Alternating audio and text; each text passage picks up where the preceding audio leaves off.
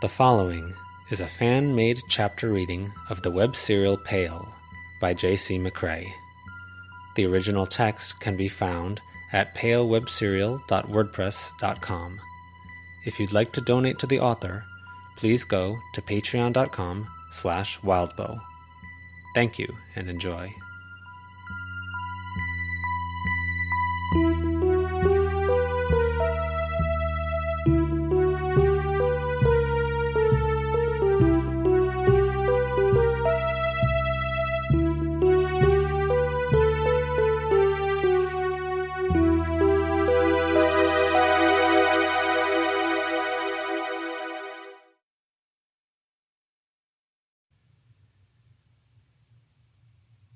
Shaking Hands, 9.10. Lucy. Lucy sagged with relief as she saw Snowdrop making her way out, bounding across the clearing. That relief died when she realized Verona wasn't following. Snowdrop almost skidded as she threw herself under a bit of foliage and became human as soon as she was clear of it, momentum carrying her another few inches as she landed on her rear end. "Where's Verona?" Lucy asked, prepared to strangle Snowdrop for not having already opened her mouth to say. "She's clear. The furs aren't in there, so she ran for it," Snowdrop said. "The furs are... Is she okay?" "She's super duper, same as usual." "Super duper?" Avery asked. Snowdrop nodded. "Elaborate?" Lucy asked. "Please?" "Peak Verona." Lucy and Avery exchanged looks. "Place is clear. If you want to go in, no goblin traps, fairy plants, or scary glowing papers." "Papers?" Avery asked. Snowdrop drew in the dirt with a fingertip. "That's fire," Lucy noted. "Movement." The drawing continued with the Uranus sign. "Orbit? Proximity?" Lucy asked. "It's a trap," Avery said. "Boom." "What is she doing right now?" "She's okay, don't worry," Snowdrop said, smiling nervously. "She made some runes, and they're going to make a lot of noise." Lucy reached for her mask, and her arm jerked in the sling, prompting a growl of annoyance. "What are you doing?" Avery whispered. "Right pocket, my compact. I want to check on her." Avery slipped her hand into Lucy's pocket and put it in Lucy's right hand. "What the heck is going on? She was acting weird." Lucy thought back, trying to connect dots. Weird, detached cat Verona, now opposite of peak Verona? Avery's hand went out, touching Lucy's arm, finger going to her lips. At the porch, Edith stepped outside. She was at the side of the house, and she had a semi-clear view of the open space between the denser woods where they were and the place where they needed to get to. Even as a fox or a shadow, Lucy's movements might draw her attention. Avery could black rope over, but then she'd be squatting at the back of the building, in earshot of Edith, and if Edith leaned slightly over the railing to her left, she'd have a clear view of Avery. Damn it. Verona was still in there, surrounded by traps. Lucy remained still, compact clenched in one hand, mask in the other, watching as Edith lit up a cigarette. They couldn't do anything much with practice, short of calling John and raiding the building, and even that could be a disaster if Verona was surrounded by explosion runes and goblin traps. She turned her mind to Verona, everything that had happened. Verona had gone home to set up the protection. Had Verona been too late? Was she processing that? Going for revenge? No. Lucy had to believe Verona would tell her and Avery, so she could protect her own family. She recalled Verona earlier in the day. They'd eaten breakfast with Booker, left. Verona had been wearing the shirt she'd packed, and it was too big. She'd had a glimpse of Verona's dad. Verona had changed. "Is it her mom?" Lucy asked. "What?" Avery whispered back. "Her dad told her to call her mom, and she wrote a reminder to herself on her hand. Maybe she was procrastinating, or she made the call because she had the phone in hand and her mom said something? Or did they go after Verona's mom? Avery suggested. Lucy shook her head. I was thinking that, but for her dad. She'd act different whoever it was. Avery considered, then nodded. I don't know what Verona's mom is like. Like her dad? Remember at the party? Verona freaking out? And after I gave you the short version of what happened with her mom? Avery nodded. Her mom's not like her dad, kind of the opposite, Lucy murmured. She went the other direction, figuring her life out with church, work, friends to have wine with, and Verona's somehow, not part of that figuring. And it hurts Verona, Avery whispered. I think she's learned to cope with her dad, and she hasn't had the chance with her mom because she's not around. I think her dad hurts her feelings just as much, but she's adapted. Not with her mom. Avery nodded. You think she said something? Lucy winced. That's my best guess. Lucy watched as Edith smoked, itching to get to Verona to figure that out. Because having a guess about what was going on wasn't the same as anything else. Verona becoming a cat like that and refusing to communicate was stirring some anxiety deep in her stomach. A worry that had been there since Verona had confessed that she didn't want to be human anymore. That Verona could do that, go down that road, and stop being Verona anymore. Something was wrong, and she was way further down that road than Lucy had imagined she'd be, in less than an hour. 5 or 10 minutes to get home after they'd figured out the compass thing. 30 minutes to do the diagrams and organize. A bit of time, then the cat appearance, acting opposite of peak Verona, as Snowdrop had said. Lucy's fingers picked at the sling she was wearing, leg bouncing a bit. You said she was calling someone about getting them to give her a ride? Matthew? Avery asked, indicating Edith. Yeah, Lucy said. She'd overheard some conversation. Edith had unfortunately hung up a bit ago. It would have been nice to get more information. How long do we have? A few minutes. Depends on how far away her ride is. What happens if Verona's still down there and she checks downstairs again? Verona can just become a cat again, Snowdrop said. She can't? Avery asked. Snowdrop shook her head hard. She was nearly out of glamour, Lucy said. Not that either, Snowdrop said. Not... what do you mean? Snowdrop started to answer, but then Edith turned their way, and all three of them froze, falling silent. Edith turned on the spot, her back to them, and headed inside, closing the door behind her. Where's she going? Avery asked. Wasn't she waiting for her ride? Getting something? Lucy asked. Through the radiating tines of the earring, she could hear a door or a large cupboard close. Door closed. She heard water trickling, like that from the sink into a bowl or... She pulled the earring away from her ear. Bathroom. Fantastic, Snowdrop said. Oh, that's really good for Verona. Why, you really need to start elaborating more, Snowdrop, Lucy said, feeling that urge to strangle again. Verona hasn't messed with the water, Snowdrop said, dead serious. They moved, Lucy looking over her shoulder to check the truck wasn't incoming. To the back of the cabin, and the gap where they'd dug out a way in. Lucy used her one hand to pull the mask on, tapping it between the eyes to provoke the diagram there. She'd set it so the eyes would burn and illuminate.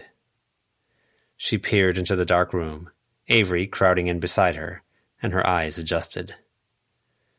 Verona, head bowed, hair wet, trickles of water streaming down one hand, crouched with one hand on the furs.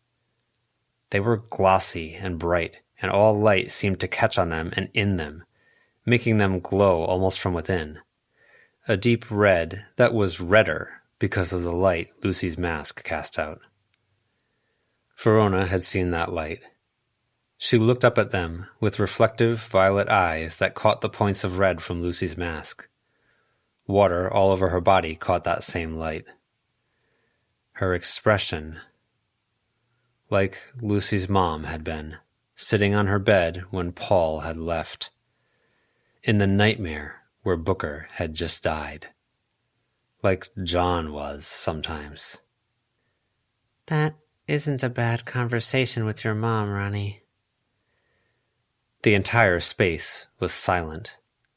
Lucy's earring picked up next to nothing from the cellar area. She had to communicate, but the gap she was peering through wasn't wide enough. It's on mute, Avery murmured. I forgot to tell you that, Snowdrop said. As if reading Lucy's mind as she thought about the next step, Verona pulled her hand away from the furs and indicated for them to stop, or to wait, hand flat and facing them.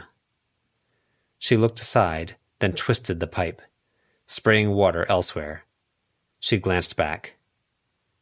Going in would risk setting off stuff, and she doesn't want us to come in. What are you doing? Lucy pulled at her necklace, got the weapon ring, and stabbed her finger through it. The chain, still threaded through, scraped at the back of her finger. She reached into her bag, digging. Cape. A trick Verona had come up with, so very quickly after trying the ring. The cape fluttered, and it became a weapon, a claw of fabric, the tips hard but flexible.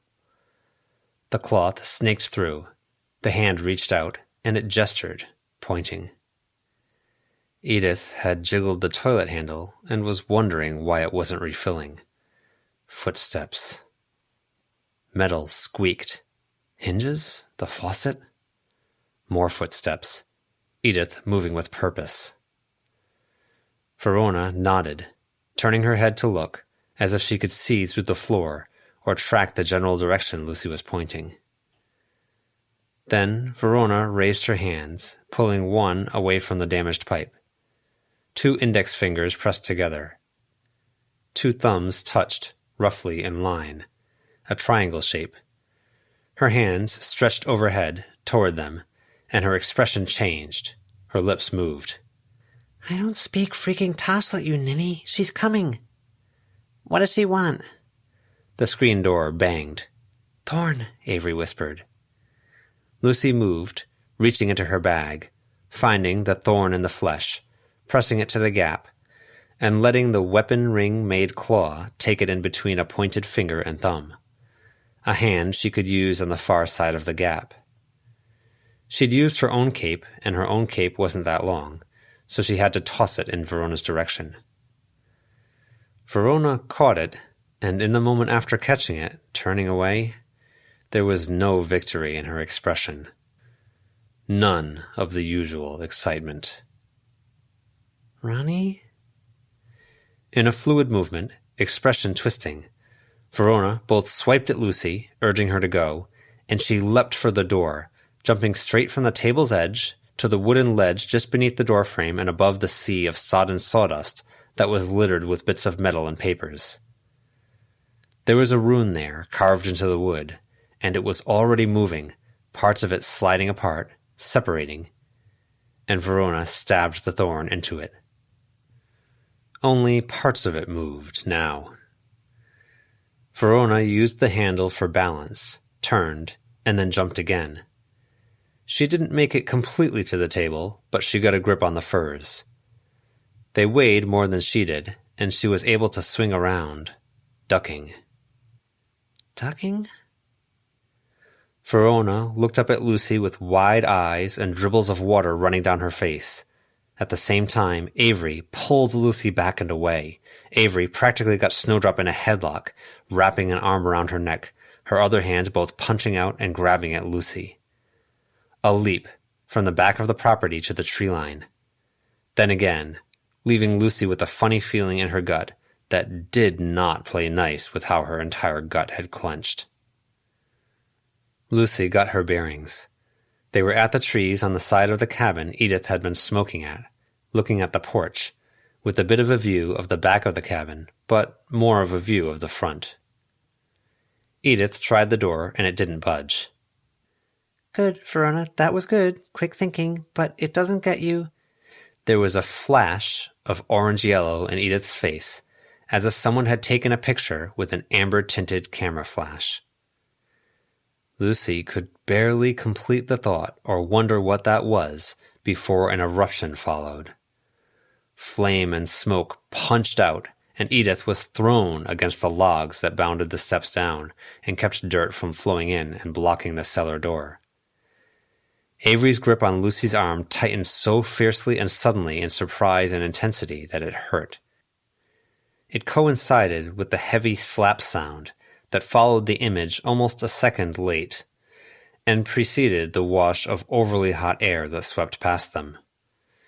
The grip was like the impact before the impact. Birds cawed, and life all around the area stirred in response. It hadn't sounded like it should. The slap too high and too sharp, the wash of hot air too faint, even though it was low and came with a bit of the gravelly noise she associated with explosions. Edith's body banked off of those logs, flipped counterclockwise when it felt like she should have flipped clockwise, and crumpled into the grass and foliage 5 feet away. Avery stood, and Lucy had to twist a full 90 degrees, lunging to grab her, because Lucy's right arm was in the sling. Edith was down and out, maybe even dead, or badly, badly hurt.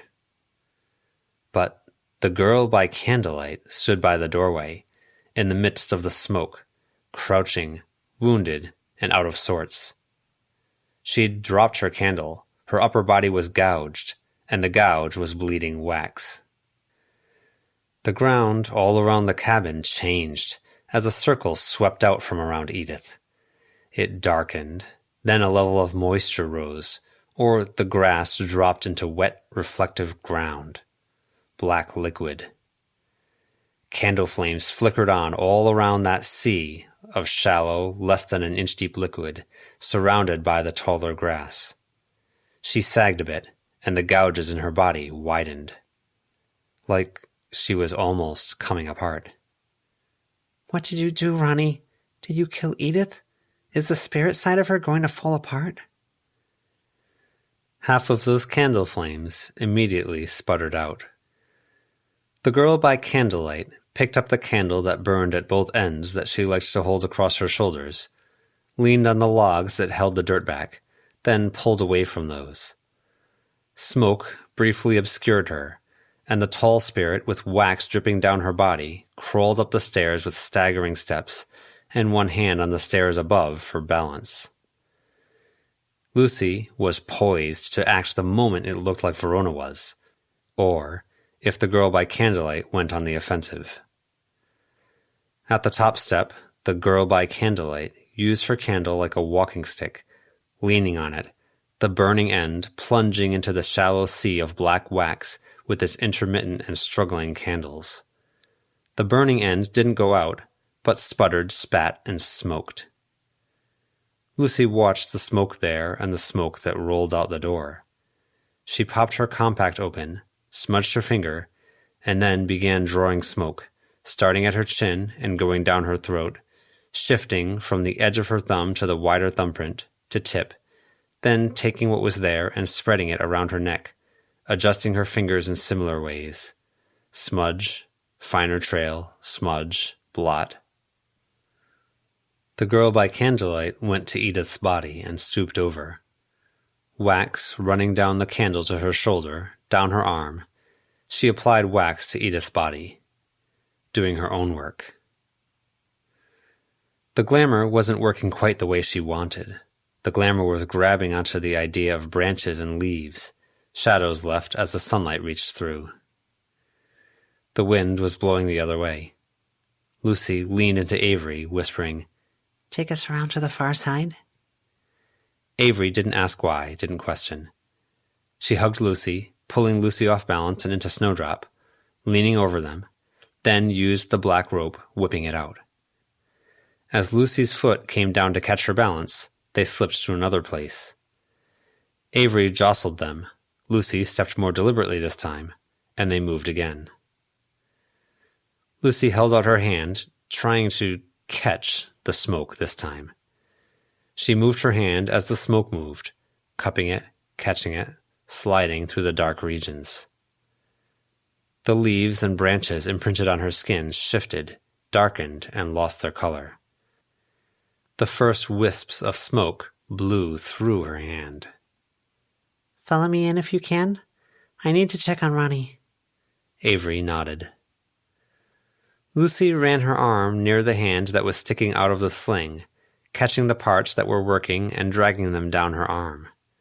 In the same way a zipper could be hauled down with enough force it could carry on a bit, the glamour did the same, accelerating, catching, and drinking from the compact. She became smoke, and went diffuse, spreading out as much as she could. The salmon swimming upstream, she had to flow one way, while her overall being went toward Verona. She existed as vaguely human-sized or human-shaped spaces in the smoke where it was thickest and darkest. The smoke was already fading, so she had little time. Dangerous to be smoke when it was so close to the girl-by-candlelight's area of expertise, but the spirit was still recovering, smearing skin-toned wax over injuries, reaching into Edith's chest with wax and spots of flame bubbling out around the wrists. Edith's hand moved. Lucy reached the door, leaving Edith behind, and made her way in through the hole in the door. The thorn wasn't there anymore. The table creaked as Lucy settled on the furs, the smoke coming away as she crouched. The silence remained. Verona had pushed stuff off the table, leaving room only for the furs, her bag, and herself. She was hunched over, drawing. Lucy could see dark staining at her hands, purple-black, with some blood, her eyes violet. Scary. Scarier to see how the furs reacted. Each line prompted them to stretch her way, strands reaching. A stretch of flexible, raw hide with the still wet, still bloody underside flopped her way, then reached. And she didn't push it away. Lucy pulled it back herself instead. "How can I help you?" Lucy mouthed the words, and they didn't make a sound. "What do you need?" She reached for Verona's bag, and Verona tensed. Lucy froze, hand still extended down, smoke peeling off her skin, her eyes glowing a soft red. Verona looked at her, looked down at the bag, then looked back at her. Verona made a gesture with her hand, quick and dismissive, leaning over slightly to peer at the door. "She's recovering," Lucy mouthed the words. She took the dismissive gesture as permission and reached for the bag again. Verona didn't stop her, turning away and resuming the drawing of the circle. Lucy's hands expected not this. Something like her own bag. That she didn't made her hesitate and pause. Verona's mask was broken. There was... She tentatively reached deeper, and she pricked a finger. When she pulled her hand out, a sliver of broken glass was stuck in her fingertip. She'd wanted chalk to help draw, and she couldn't... This was a mess. If there was chalk in here, it would be a nightmare to find. Verona had found it. Verona had come up with a game plan. Verona was in a bad place. Lucy's own fingers were stained with ink, and the glamour stole that darkness and made the smoke blacker. The blood that welled from her pricked fingertip was swallowed, and the smoke took on a faintly metallic scent, increasing in volume. "You nearly killed her," Lucy told Verona. "You do this when things are bad, jumping to extremes. Pressure gets applied, and you come up with the brownie plan for Bristow. You put your face on Shelley and get her impaled by the nettle wisp. What happened to your mask? Lucy's lips moved, and Verona didn't see or hear, her focus entirely on the diagram. She glanced at Lucy, then broke the chalk in half, taking half and giving half to Lucy. She pressed the opening of the bag shut and then pointed at the circle. Focus on this? Lucy couldn't draw the circle, but she could draw the part toward the center. The teardrops, the craggy bits. It was more artistic, and art wasn't her vibe, not visual art, but the earring helped. Bits splintered off the sharp end of the chalk and left their own fine strokes and details. Movement to Lucy's right made her look. Avery was at the gap, and there wasn't really room on the table. The green, misty eyes peered through the crack, and Lucy watched as they widened, relaxed, then widened again. Right. Was Edith up? She drew more hurriedly, and the help was even more dramatic as the chalk broke and gave its own lines. She could imagine how this would work with more offhand practice use, a rushed, simple thing that played nice with the earring. Verona brought her hands down to the diagram, an opening to the ruins. The table broke, Lucy's perch moved, and water flooded out around them, just as the girl by candlelight's flame shone through the hole in the door.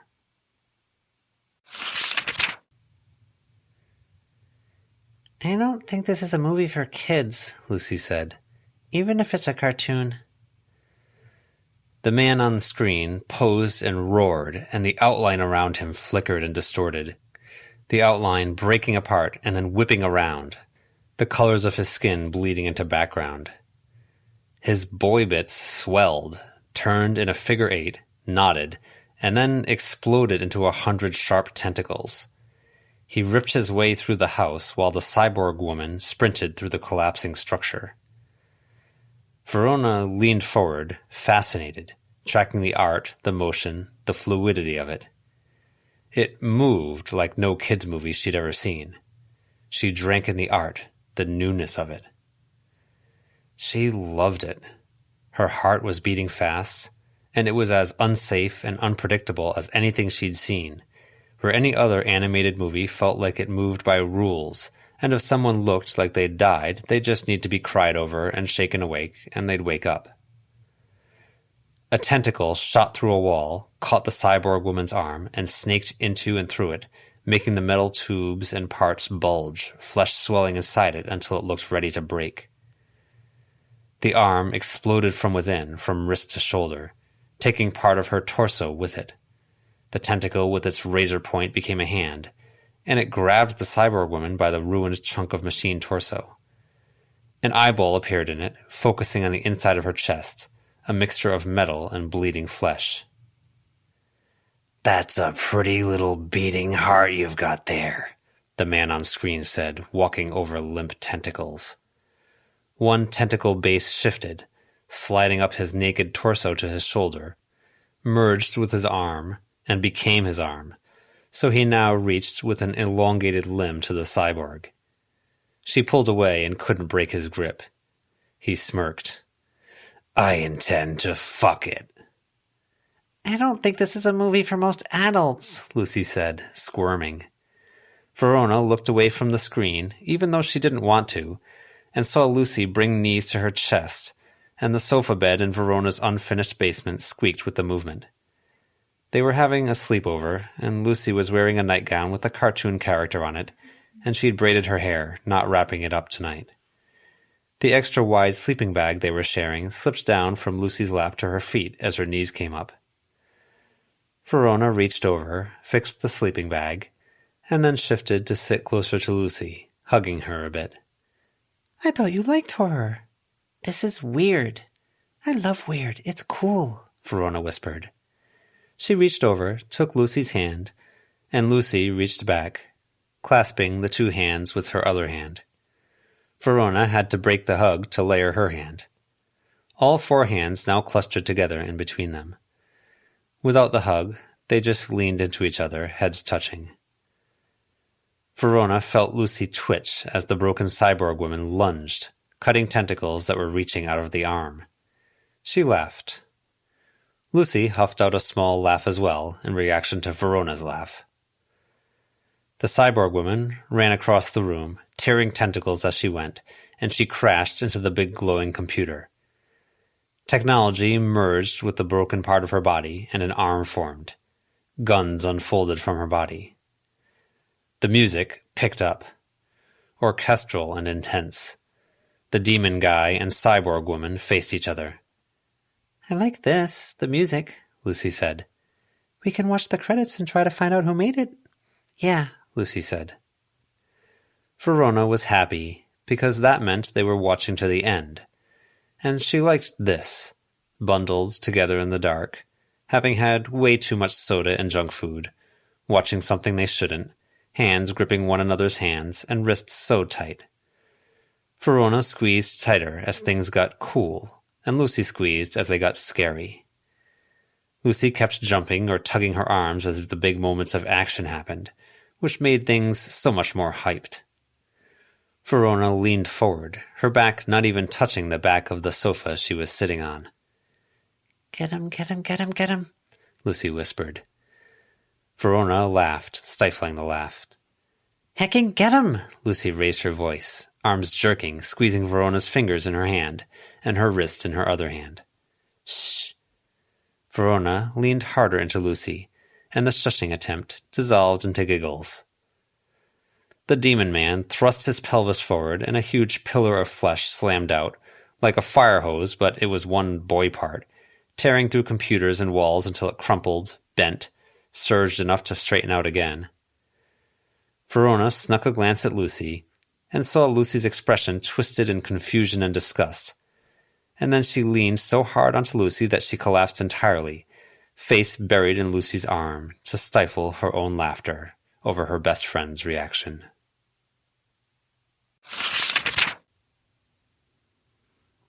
They were in the ruins. Water fell in a faint summer rain, and the light shone, bright and warm, in pillars that glowed, brightened, and were so intense that they seemed to erase stretches of building and tree. It was hard to tell what was Lucy being temporarily blinded and what was this place. Everything was pretty and broken and hard to look at because things were made of lighter materials or sun-bleached, and they caught the light that came not from any sun, but from omnipresent brightness, as if everything was reflecting light from somewhere, but there was no origin. Verona knelt, soaking wet, a puddle beneath her that was growing roughly in equal volume to how much the light and warmth around her was evaporating it. Ink and a few trickles of blood ran down her arms to the puddle. The partially intact cube of furs sat just behind her. Lucy found her feet, tested her footing on the ground, and the warmth of it reached through the sole of her sneaker to her foot, pleasantly and dangerously numbing. She crouch-walked her way to Verona, who didn't look up at her. She found Verona's hands, taking one, drawing it close to her chest. Verona didn't fight, but she didn't help either. Putting Verona's hand in the hand Lucy held in the sling meant holding it so the back of the hand rested against her heart. Lucy gripped it, tight, then gripped the two hands with her other hand. Verona reached up and laid her other hand over top. Her fingertips dug into the back of Lucy's hand. Lucy had so many questions, and now she struggled to find words. They remained like that, drying off, the warmth beating down. There was the sound of water. Lucy twisted her head around, half expecting Edith. Avery. She was muddy, which suggested she'd taken a shortcut through the Warrens, and she was damp, which suggested she'd either gone to the wet cellar beneath the cabin, or she'd cut through the rainy part of the ruins to get here.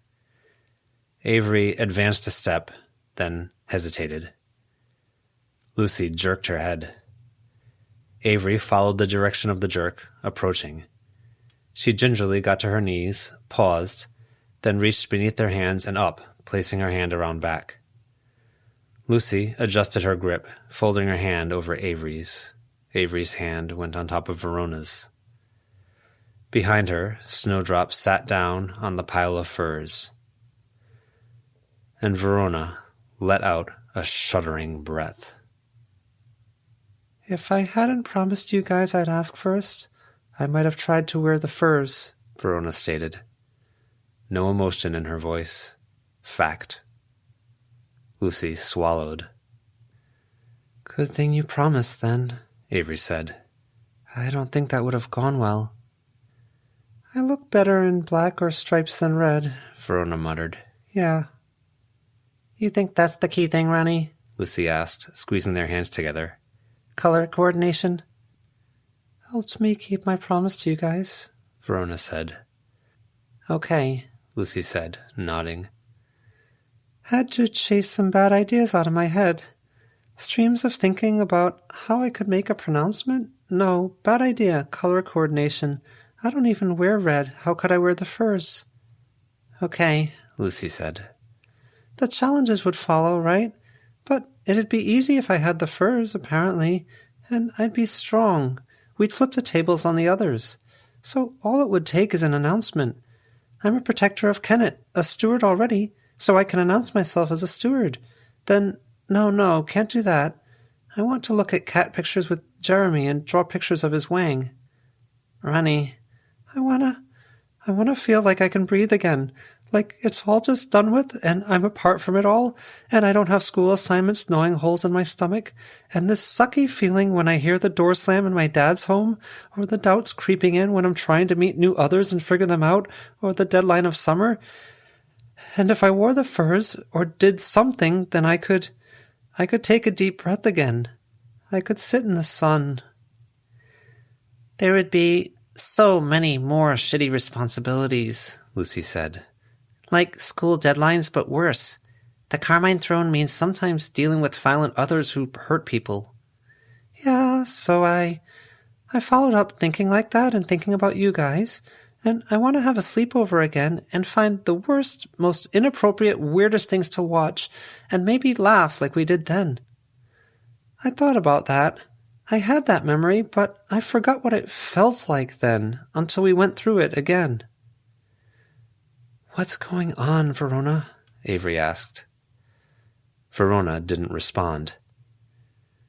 The stuff in her bag is broken. I wish you'd use the opening of the ruins to show me what happened, Lucy murmured.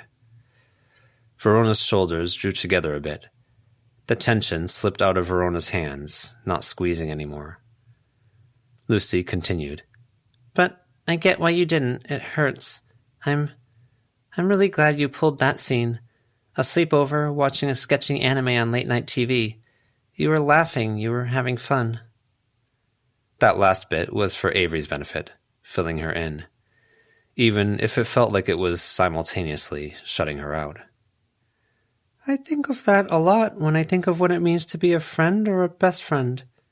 I don't think a friend would have stuck it out with me. You guys stick it out with me through all the messy stuff. Yeah, Avery said. But what's the messy thing right now? Can I ask? My dad. No elaboration.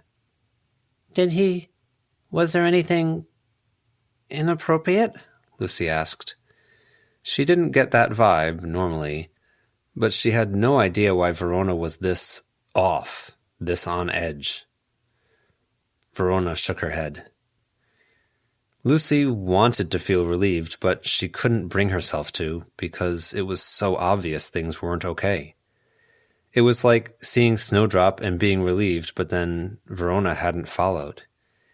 Even the tactical moves Verona had made none of it had made Lucy feel better, because it just swapped concern for Verona's safety with concern over how far Verona was going. She wanted to ask follow-up questions, but it felt like that would only hurt Verona. She wished there was a guidebook for this sort of thing, talking to someone in a bad place. How the heck did you make that explosion? Lucy asked. Because Verona liked practice, and it was a distraction for her. The thorn makes practices get stuck on and makes them hurt until you go and find it. So I used it to stick the part of the diagram that controlled for who was at the door. I don't think I could have come up with some of this stuff if I had a full day to think about it, Avery said. We all have our strengths, Verona said, not making eye contact with either Lucy or Avery. We'll need them. They're going to come after the furs. We know they can access the ruins. Edith is burned, but healing fast, Avery said. She didn't seem to act like she knew it was us. She called someone I couldn't hear, but I'm pretty sure she didn't see any of us. Good, Verona said, her hands pulled free of the knotted tangle between the three of them. Good, okay. I don't think things are good or okay, Ronnie. Edith was saying she wanted to make an appearance later. I think they were taking turns watching the furs. I heard, but is that the priority right now? Yes, Verona said. I think it should be. What's your line of thought? Avery asked. Let's discuss, then decide what we're doing. We need to make our appearance, Verona said. If they can't reveal they know about the furs, then they can't really ask us if we have them. So we, or some of us, should go out and deal with Melissa or the invaders. Do our job. And we also hide the furs or put them out of reach somehow. There's a lot about that that's sensible, Avery said. But what about you? Lucy asked. Because you're not okay. I'm not... Verona got stuck halfway through the admission. I'm dealing. How? Because the plan?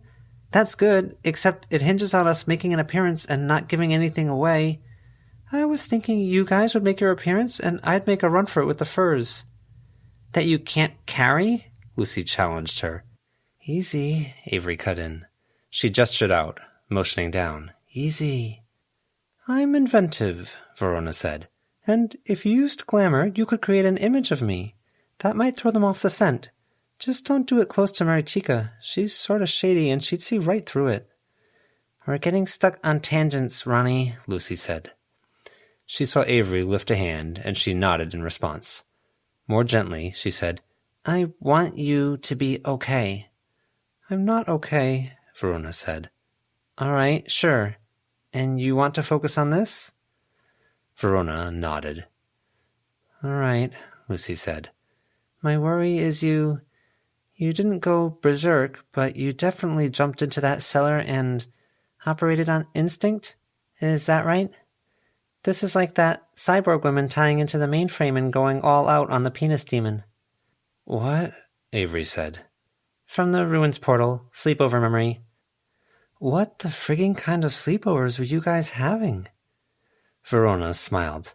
I like that. The light in this part of the ruins brightened around them.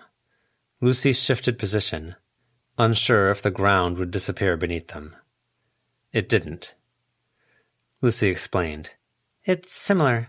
Being cold, leaning on her training, everything else stripped away, just the dangerous instincts left. Good instincts, Avery said. Risky instincts, Lucy replied. But yeah, we're here. Furs are here. Edith's alive, luckily. Yeah, Verona said, smiling a little. Just don't want to think too hard, don't want to feel too hard, so there's just...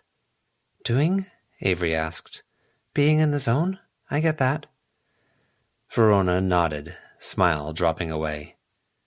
What happened? Lucy asked. There was no emotion in Verona's voice, her eyes darting around, searching the environment, as if she could find a way out of the conversation. My dad flipped, screamed at me. He said he'll turn off my phone, and most of the time he doesn't punish me, but it's so petty I think he might do it if he hasn't already. Okay, I'm so sorry, Ronnie, Lucy said. Verona's head drooped a bit. I can't get through to him. I scream and he doesn't react anymore. He just screams back now.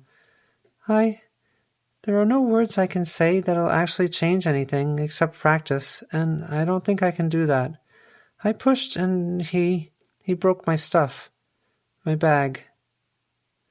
Lucy reached over for the bag. Verona tensed again, relaxed, and Lucy dragged it over to her side. Oh, Avery said, as the individual pieces came out. I'm done. Verona's voice cracked, and she stopped. Ronnie, it's okay to cry if you need to. No, Verona shook her head. Because then he wins. Verona, hey, if you don't, then you might lose, Lucy asked. I lost, though. Verona raised her voice. She stood, and Lucy reached out, trying to take her hand, and Verona pulled away, stepping back. I lost. I said I'm done, and Lucy got to her feet, too. I don't know what I'm supposed to do, but if I go back, I'm worried I'm done. Myself, done for. He doesn't budge much at all, so the only thing that budges or changes if I'm there is me. For a moment, Verona looked really angry at herself. Like her own voice cracking was the most infuriating part of things. Lucy swallowed hard. Is there a compromise? Avery asked. Verona laughed, and it was almost a mean laugh. With my dad? With us, Avery said. What if one of us went with you, and one of us made an appearance downtown dealing with Melissa and the invader? I want to be alone. I need to process. I'm worried about what happens if you're alone, Lucy said. I'm worried because you just told us about this conversation you were having with yourself, and I'm worried the other argument could win. The facts haven't changed. I look terrible in red, and there's you guys, and there's Sir and Jeremy's fun. And the facts haven't changed, Avery said, that they can access the ruins and they might track us. We'd need to move or find an actual hiding place. I can draw the privacy runes, Verona said. I just need to find a good spot. Lucy hesitated, looking at Avery. This is almost too much, Verona said. Us three here, talking about this. Too much? Avery asked. I don't want us to be too much for me, because that's scary, so I need to be alone. Lucy sighed. She wished she got it, just why this had hit Verona so hard, but it was more important to make sure Verona was okay. Lucy conceded. Okay, maybe. But Snowdrop goes with you. She's not Sir, but she can stay in animal form. You can pet her, and that's way freaking better than the mental picture I have of you in a funk, petting the furs and thinking of bad options. Pet Snowdrop instead. Verona looked at Snowdrop. I don't think I can make that sacrifice, Snowdrop said. I'll bug you about everything. She knows a bit about how to navigate ruins, Avery said. Verona nodded, not taking her eyes off of Snowdrop. And I'd need promises, Lucy said. Please. What promises? Verona asked. She met Lucy's eyes for what felt like the first time in minutes. That you won't hurt anyone, because you hurt people too much when you're under pressure. That you won't do anything drastic. What do I do then? Run, evade, deflect? Verona asked. Tricks? Yes, and stay in touch. Don't disappear on us, Avery said. I can do that, Verona said. And we figure out a game plan for after. You come to my house after, if your phone doesn't work. But this isn't... You're not done, okay? This isn't the end of the line. So you can't go leaping into making decisions or doing anything drastic.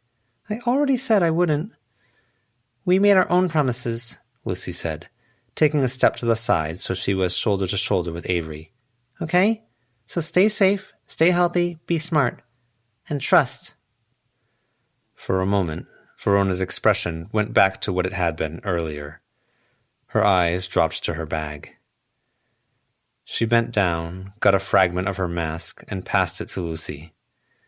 She went into her bag, and her hand came out with black fingers and a little glass jar with a black screw on top. Her fingers slipped on it on the first attempts at unscrewing it, so she used the bottom of her shirt, probably ruining it. She pulled out hair and pressed it into Lucy's hand. For the illusion, you need to bring a copy of me out there. Here. I've got a possum hair, I've got a possum hair, Avery said. I could run the little lint remover brush over myself for an hour, and I could probably find stray hairs in places. Okay, Verona said. She remained crouched by her bag. Keep away from any trouble. This works best if you don't get seen, Lucy said. Verona nodded. Put on a good show. Lucy nodded. Verona smiled, and it looked genuine. Lucy wished it was reassuring, but so little about all of this was. It felt like trading one anxiety for another, one bad feeling for another. She looked at Verona, and she shook her head. She felt like she needed more of a commitment than the promises and plans they'd made, because things felt that bad. She looked at Avery for help and found nothing. But there was a spark of an idea. Ronnie? Verona nodded, still crouched by her bag. I think we owe Avery a sleepover with a stupid, inappropriate movie or something. Another laugh like that one. Verona nodded. Then, just for a moment, there was a sparkle in her eye. We could rewatch that movie. You want to rewatch it? Lucy asked. And see her reactions? Verona asked, smiling a bit. What am I in for? Avery asked. Sure, Ronnie, let's, Lucy said. Verona straightened, picking up her bag.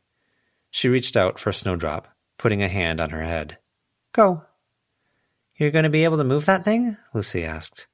I figured I'd ask for help, Verona said. She looked over to the side. There was an echo. I'll figure it out somehow. I believe you, Lucy said. Avery tapped the back of Lucy's wrist with her hand. Lucy looked at her, then nodded. We have to go down from this part of the ruins, I think, Avery said.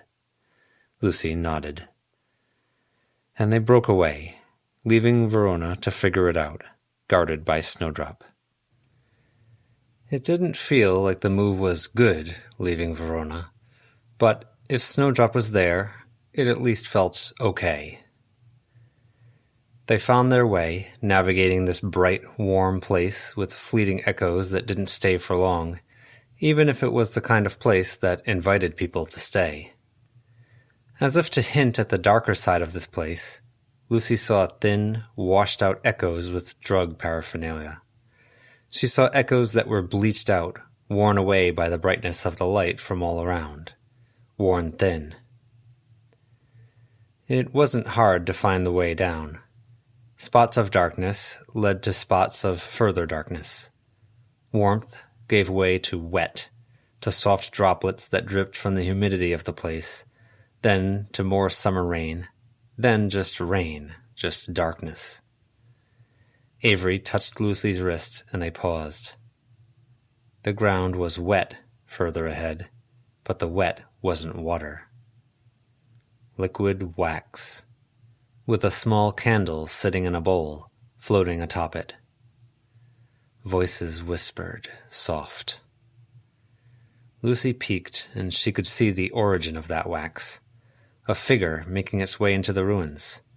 It started as an echo, a girl with black hair, holding a lighter, burns all down her arms, her expression dark, in a very different way to how Verona's had been dark. The spirit was making its way through, an outline, a shadow. There was more to the girl by candlelight in the reflection in the wax than there was in the space above the surface. The candle flame didn't suffer for the amount of rain here. She's a complex spirit, multiple spirits and echoes and maybe a bit of elemental all wrapped up together. It's how she travels the ruins, Lucy realized.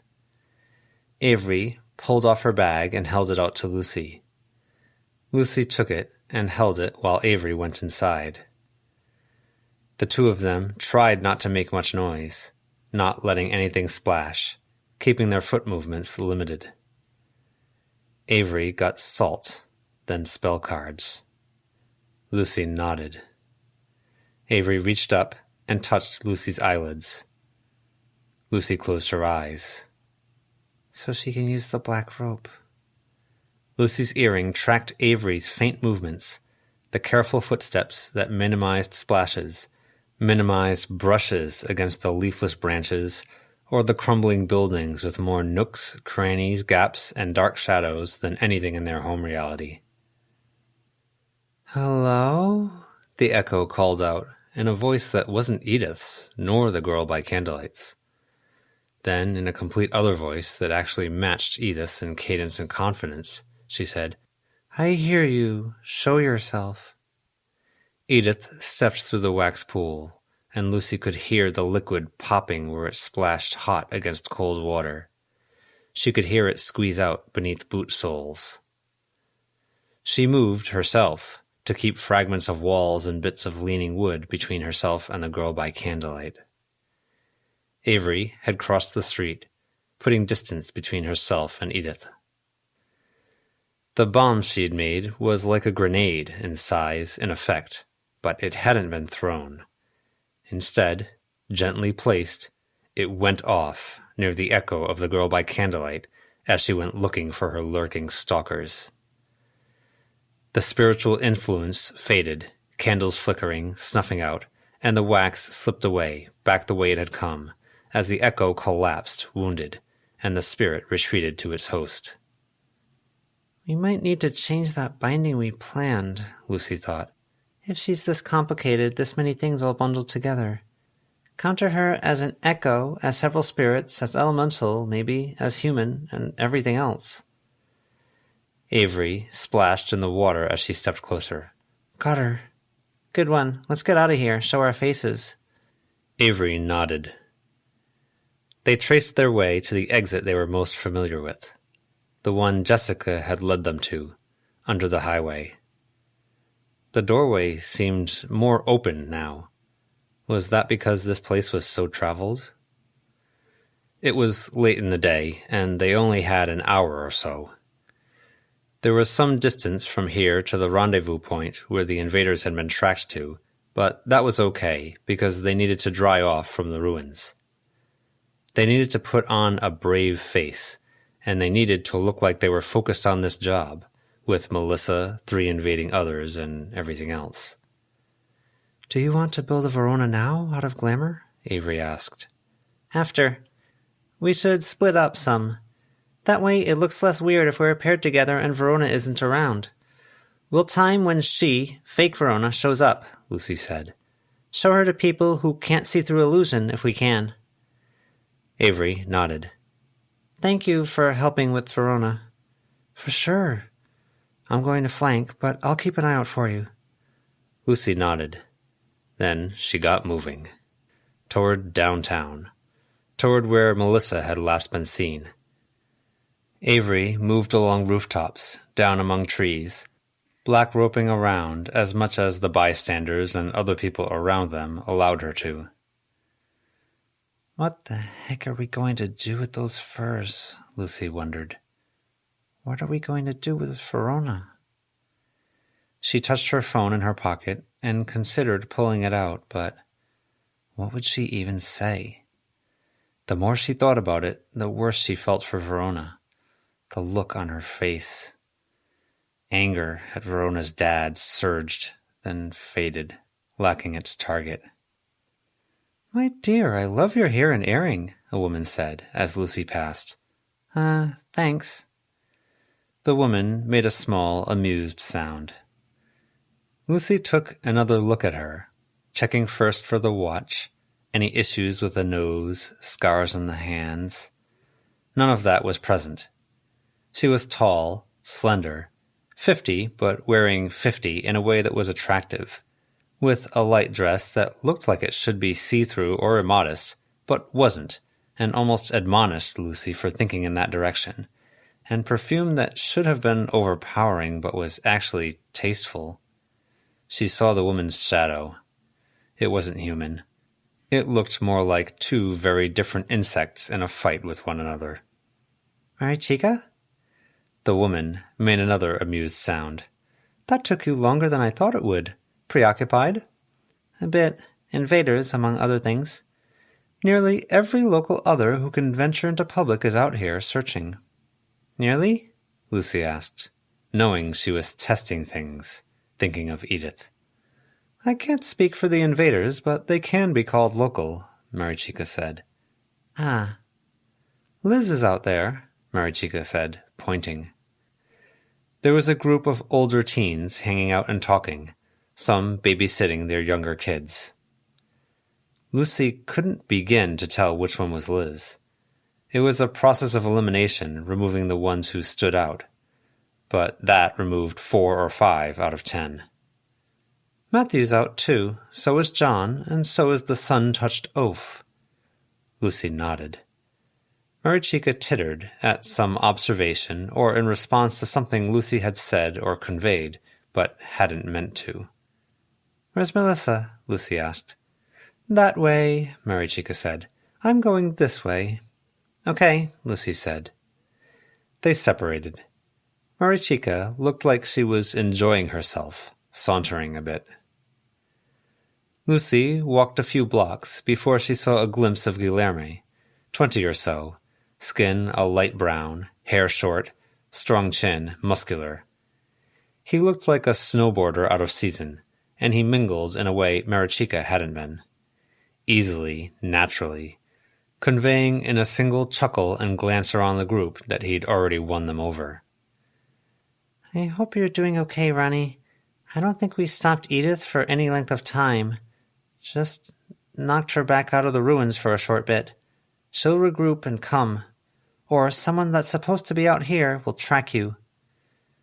Our job, to start with, we need to distract, get their attention, convince them.